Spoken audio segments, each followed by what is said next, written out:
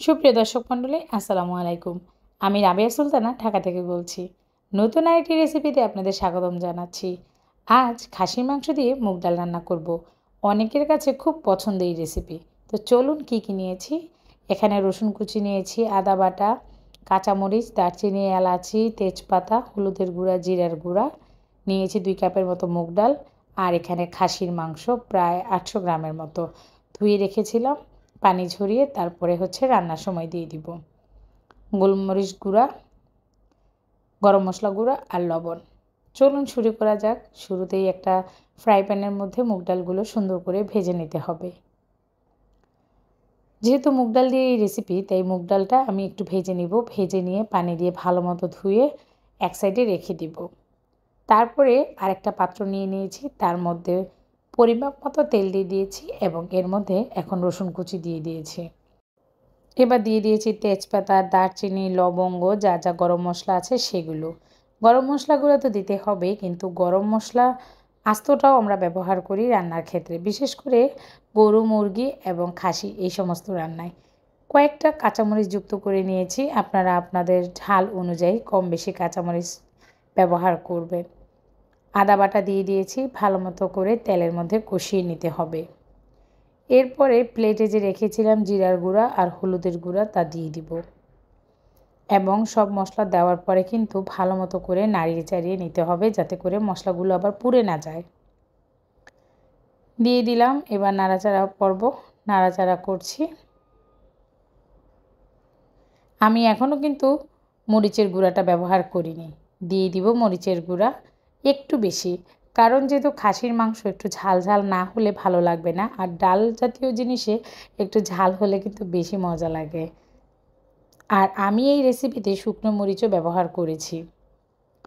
খাসির মাংসের ঝাল ঝাল ডাল রেসিপি, তাতে যদি একটু ঝালে না হয় তাহলে চলবে না। এখানে এখন দিয়ে দিচ্ছি গরম মশলা গুঁড়া।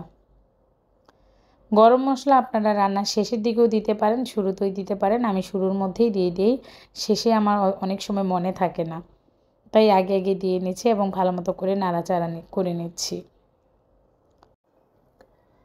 এবার দিয়ে দিব পেঁয়াজ। ভাবছেন কেন আজকে পেঁয়াজ দেইনি কিংবা রান্নায় পেঁয়াজ ব্যবহার হবে না? আসলে না, পেঁয়াজটা আমি একটু পরেই দিচ্ছি। রান্নাটা যেহেতু করছি একটু ব্যতিক্রমভাবে করারই চেষ্টা করছি, যেন স্বাদটা একটু ভালো আসে। সবগুলো মশলা সব কিছু আগে ভাগে দিয়ে সুন্দর মতো করে তেলের মধ্যে ভেজে তারপরে আমি পেঁয়াজ কুচি দিয়ে দিব এবং পেঁয়াজ একটু নাড়াচাড়া করে হালকা একটু বাদামি বর্ণ হয়ে আসতে না আসতেই কিন্তু আমি আমার পরবর্তী ধাপে চলে যাব।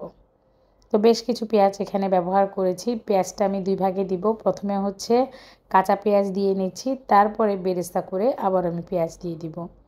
তো এখানে এখন লাল ঝাল বেশি করে দিয়ে দিচ্ছি, প্রায় 1.5 চামচ 2 চামচের কাছাকাছি। একটু ঝাল ঝালই হবে আজকের রেসিপিটা।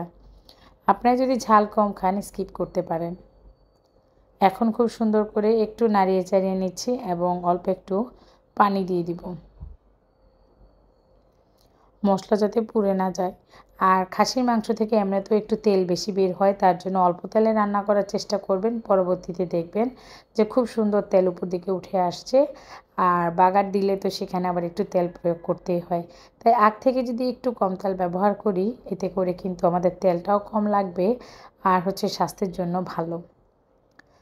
পানি দেওয়া শেষ, এবার খাসির মাংসগুলো দিয়ে দিব। আমি কিন্তু খাসির মাংসগুলো কোনো পিস করিনি, গোটা গোটাই রেখেছি। যেভাবে বাজার থেকে এনেছিলাম, জাস্ট ভালো মতো ধুয়ে পরিষ্কার করে তারপরে দিয়ে দিয়েছি।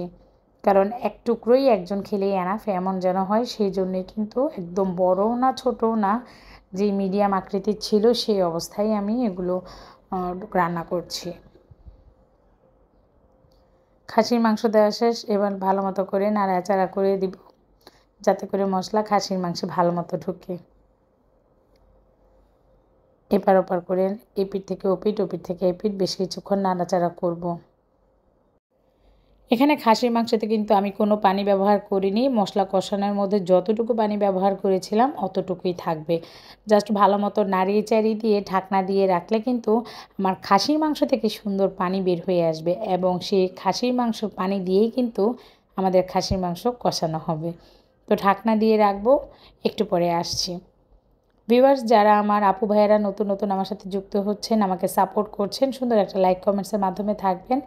সাবস্ক্রাইব করে বেল বাটনটা অন করে রাখবেন, যাতে করে প্রতিদিন কিংবা নিত্য নতুন কোনো রেসিপি আসলেই আপডেট আপনাদের কাছে চলে যায়। যারা আমাকে পছন্দ করেন, আমার ভিডিও দেখতে ভালোবাসেন, তাদেরকে সবাইকে আমার মন থেকে আন্তরিক ভালোবাসা এবং দোয়া রইল। এখানে কিন্তু খাসির মাংস আমি চেক করে দেখছি যে ঢাকনা উল্টিয়ে যে কী অবস্থায় আছে। দেখলাম যে এখন একটু শক্ত আছে, পানি দিতে হবে। যেহেতু খাসির মাংসে কোনো পানি ব্যবহার করিনি, তাই আমাকে একটু পানি দিতে হবে, যাতে করে মাংসটা একদম সুন্দর মতো সেদ্ধ হয়ে যায়। তো কিছুক্ষণ পরে এসে আবার একটু পানি দিয়ে দিলাম। এই পানিতেই আমার খাসির মাংস সেদ্ধ হয়ে যাবে। এরপরে যে আমি ভিজিয়ে রেখেছিলাম ডাল, সে ডাল দিয়ে দিব। তো এখনও একটু পানি দিয়ে সেদ্ধ হোক, আসছি কিছুক্ষণ পরে আপনাদের মাঝে আবারও। আসলে রান্না একটা আর্ট, যে কোনো রান্না করার ক্ষেত্রে একটু মনোযোগ সহকারে আর স্টেপ বাই স্টেপ করলেই কিন্তু রান্নাটা স্বাদ হয়। আমরা আহামরি মশলা কিংবা বেশি কিছু দিয়ে কিন্তু রান্নার স্বাদ করতে পারি না। অল্প মশলায় ঘরোয়া উপকরণ দিয়েও কিন্তু যে কোনো খাবারকে আমরা দারুণ স্বাদের করতে পারি। এখানে যে মুগ ডাল ভেজে রেখেছিলাম এবং ধুয়ে পরিষ্কার করে রেখেছিলাম, সেই মুগ ডালগুলো এখন দিয়ে দিচ্ছি।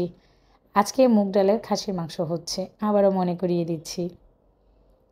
এখন মুগ ডাল দেওয়ার পরে ভালো মতো নাড়িয়ে চাড়িয়ে দিয়ে ঢাকনা দিয়ে রাখবো মুগ ডালের ভেতরে মশলা ঢোকার জন্য, এবং যে মাংসর গ্রান, আমাদের খাসির মাংস কিংবা খাসির গোশত, তার গ্রানটা যেন খুব সুন্দর করে মুগ ডালের সাথেও সুন্দর থাকে, সেই জন্যেই কিন্তু একটু কষাতে হবে। মুগ ডাল আগ থেকে ভেজে নেওয়া, তার মানে 100% না, 50% সেদ্ধ আছে, আর বাকিটা এখন চুলায় থাকলেই হয়ে যাবে। তো নাড়াচাড়া দিয়ে ঢাকনা দিয়ে দিব।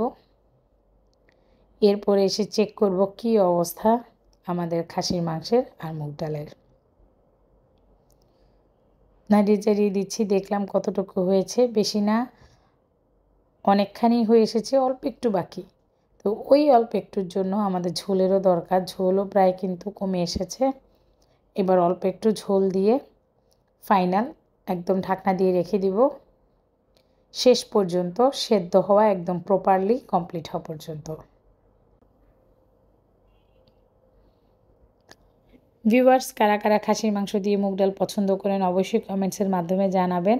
কারণ সবাইকে দেখি যে মুগ ডাল দিয়ে মাছের মাথা, মুগ ডাল দিয়ে গরুর গোশত, বুটের ডাল দিয়ে করে। তো আমি একটু ভিন্নতার জন্যই এই কাজ করেছি, আজকে খাসির মাংস দিয়ে মুগ ডাল।